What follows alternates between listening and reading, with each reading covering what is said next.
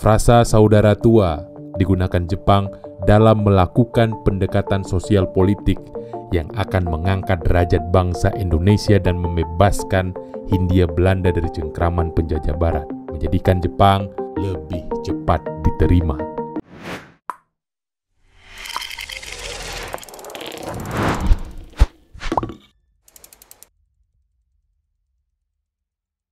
Meskipun tujuan Belanda dan Jepang adalah sama, yaitu menggali pundi-pundi emas dari Indonesia.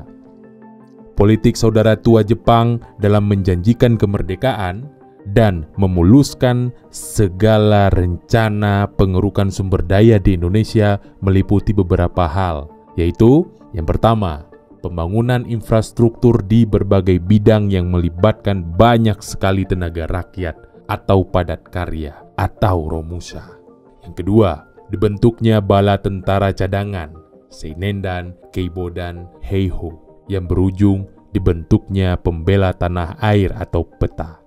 Yang ketiga, Pusat Tenaga Rakyat atau PUTRA yang dipimpin Soekarno, Muhammad Hatta, Ki Hajar Dewantara, Kiai Haji Mas Mansur, dibentuk dengan tujuan membumikan kemakmuran Asia Timur Raya di Indonesia. Yang keempat, dipersatukan golongan umat Islam tanpa memandang mazhab dan aliran dalam melawan musuh umat Islam, Amerika dan Eropa. Yang kelima, dibentuknya Dokuritsu Jumbi Tyosakai atau BPU-PKI hingga dijanjikan kemerdekaan pada tanggal 24 Agustus 1945. Namun, situasi politik dunia kembali berubah. Tahun 1945 menjadi titik balik kondisi dunia yang secara langsung berdampak kepada Indonesia.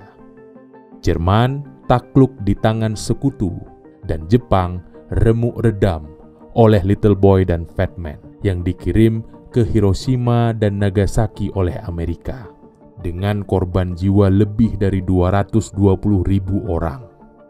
Akhirnya, Jepang menyerah tanpa syarat kepada sekutu pada 15 Agustus 1945 sebagai tanda akhir Perang Pasifik dan Perang Dunia II. Sebelumnya, Jerman menyerah pada 7 Mei 1945 dan mengakhiri peperangan Eropa. Bagi Indonesia, tahun 1945 adalah tahun kemerdekaan, ditandai dengan proklamasi kemerdekaan pada 17 Agustus 1945. Poin penting yang perlu kita catat adalah, berdasarkan sejarah di atas, Indonesia sangat bergantung kepada kondisi geopolitik dunia. Lantas, bagaimana dengan kondisi saat ini? Apakah perang Rusia-Ukraina menjadi prakondisi perubahan besar di negeri tercinta Indonesia?